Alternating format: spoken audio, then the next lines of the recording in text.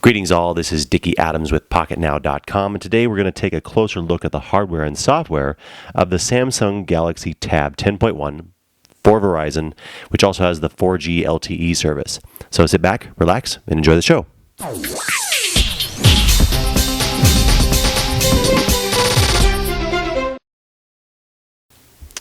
Now, we went over most of the specs in the unboxing.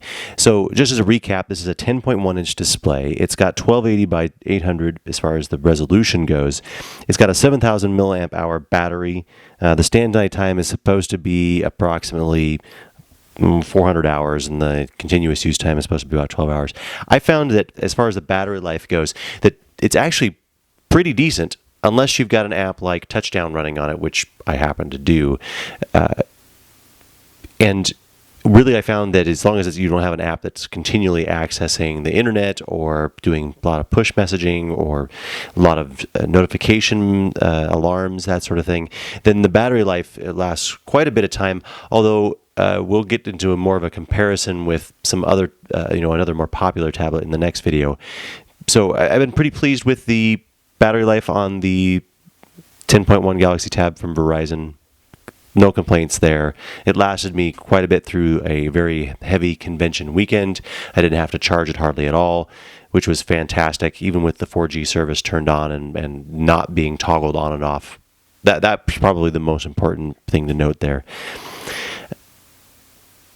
As far as the size goes and weight goes, this is a very light unit. Pound and a quarter is what the PR material says. And as far as depth goes, it's really very thin, 0.34 inches thin. Some of the things that bother me about this device or cause me issues about the device are the same things that can happen with, let's say, an iPad. Namely, the connector here is not a standard USB connector, and so there were times that I found myself upstairs and I needed to get either charge the cable with the cable and I had to go back downstairs to get it, or I wanted to do a data transfer and had to go get the cable from upstairs and bring it downstairs in order to be able to access what I wanted to. The other problem that I've run into with this device is the power button sits right here, and when you're holding the device like this in your hand, I have a tendency to rest my finger here on this side, which is right next to the power button. And right after we unboxed the device, I was using it and I had a good hold on it like this, and I was trying to type with this hand while holding onto it with the other hand, and actually powered off the device accidentally because the power block, like this, comes up right here in the middle, which happens to coincide with exactly where the keyboard sits. So I was typing along, the power box came up, and I hit the power off button, and the device immediately shut off, much to my chagrin. Volume rocker doesn't seem to cause any problems. It does have the ability to mute and unmute by simply tapping on the screen once you bring it up. If you're looking at the quickness of the device, it's actually very fast. The animations here between the screens are slow, but if the animations were fast, they wouldn't look as good. But if you go into a application, say like Deco here, or however it's pronounced, and you tap through pages, and I've got the animations turned off in this case, it navigates very, very quickly back and forth, as fast as I would expect it to anyway. Some of the apps on this device haven't been optimized or don't give you the ability to turn off that animation, and so they run really, really slowly when they're doing their animation piece. And again, I don't think that's necessarily a part of the processor, because this dual-core processor seems to be able to handle itself very well. It's just I think it has more to do with the Android developers and perhaps even Honeycomb not being really ready for super prime time, or rather not ready for the average consumer to be extremely happy with it. And to that end, I would have to say that really what I found is that this feels a lot like the original iPad, and insofar as there's not a whole lot of apps that are specifically for the device that seem optimized device. There are applications that are full screen, but each of them kind of do their own thing. Sometimes the menu button is down here. Sometimes it's used up in this corner. It does never seem to be a whole lot of real consistency between the layout and the configuration. That said, it's growing every day, and every day that I've used this device, it has been getting better. But again, there's been times that I've thought to myself, oh, I should just go grab my iPad and use it instead of this device, because I know how to work that sort of functionality on the iPad versus the Galaxy Tab. Screen is bright and brilliant. I've got it set to auto right now, but you turn up the brightness all the way, it's fantastic. The colors look great. Even in reasonable amount of light, it's still pretty easy to see, although with a direct sunlight, there's, with any tablet these days, it's still going to be difficult. Sound volume is actually pretty decent. Coming out of the device, it's actually pretty good considering the dual speakers here. Cameras, on the other hand, are just okay, but again, this is not something that I'm particularly concerned about, because I'm not using the cameras to take photos, or rather, using the camera to take photos of things that I'm going to try to keep for a long period of time. If I want to capture, let's say through Evernote, a image to reference later, then that's great to have that rear-facing camera. But really, what I found is the video content is not all that fantastic on either, nor is the single image capture. Skype does not work with video on this device yet. It's unfortunate. I was able to get Netflix running on this without any problem. The Facebook Messenger service seems to run just fine. Most apps run great. Speaking of apps, and specifically with Honeycomb, it's really, really nice the way the Google apps interact with the device in general.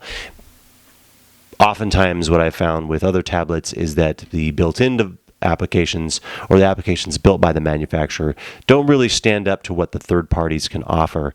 But I've found that a lot of the apps on here, specifically the Gmail, the calendar, have a nice layout here and are easy to manage, easy to use. Same thing with the calendar app.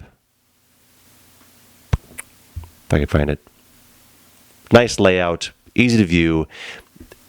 Another thing that I've understand is that this particular device doesn't have the new Samsung interface over the top of it, which is apparently causing some people some grief, but others, they've been pretty happy with it. I personally like the blue honeycomb kind of Tron look, which has been very pleasing to my eye. Let's talk about speeds for a second here. Nope, wrong one. My apologies. As you can see here, Smart Bench only opened up in a little window there. And same thing here with speed test. So let's go look at the results. So I'm going to zoom in here a little bit. So starting up here when I was in Seattle, you can see that I was getting about 7 megs up and about 8.3 megs down. Another test in a similar location was 7.8 and 6 up. Coming back into 3G speeds area, it just drops right back down to what you expect for 3G speeds, about 754 down and approximately 800 up, 485 up here. The latency times were kind of varied here. As when I was in Seattle, these speeds up here, the latency times are really, really low, and when I was in the Salem area in the Willamette Valley south of Portland, the latency speeds would go up because there's no 4G service available in this area. As soon as you dropped into 4G service, it locked right in and worked great.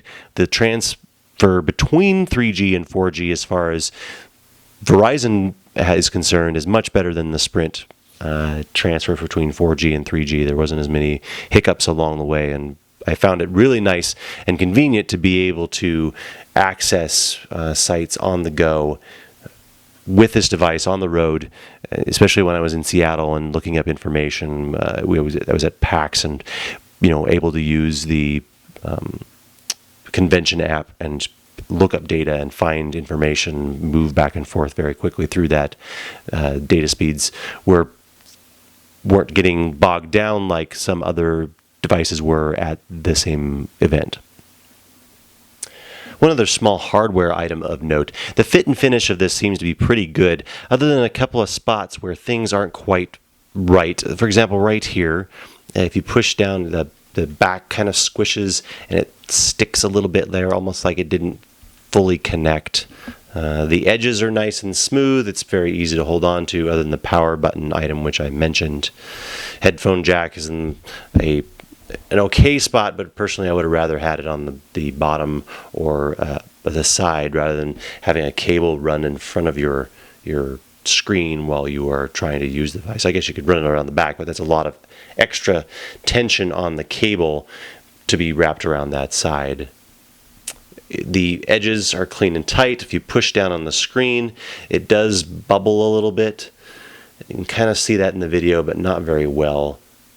But that said, I did run this device naked the whole time that I've been using it, and I haven't been able to get any scratches on the screen or on the back of the device. Of course, I haven't dropped it, but it's been very resilient to all of the attempts to use it in environments that have been somewhat detrimental. I've been just kind of throwing it in my Chrome bag and carrying it around with other objects, waiting for its use, setting it down on tables and backstage, and not having any problems with, if it got moved or bumped, it didn't seem to have any issues getting problems getting bumped or damaged during that time. So far it seems to be holding together very well, which I appreciate for this device. At $529 on a 2-year contract with the 4G service that you have to subscribe to, this is, you expect it to be, the hardware to be at least decent and hold together for at least a reasonable amount of time, which is fantastic. It doesn't seem to have the same fit and finish as other tablets, which we'll get back to later in the next review. As far as form factor is concerned, I've been very pleased with the 16 by 9 layout, or more or less 16 by 9, the widescreen format, I guess I should say. And really the viewing angles and that sort of thing have been without problem.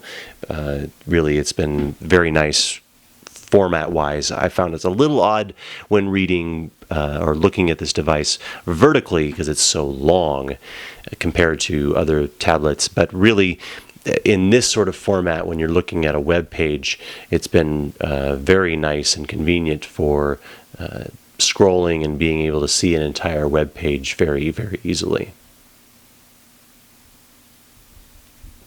You can see here the browser, and able to scroll very quickly without any problems. The animations and the flash sort of content over here on the side is playing just fine on the Pocketnow website. This is running on Wi-Fi at this moment, so the speeds are going to be a little bit faster, obviously, than if it was running 3G or 4G.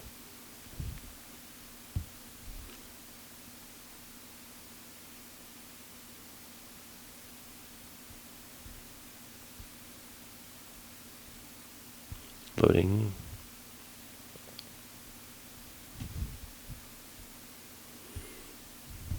Video content.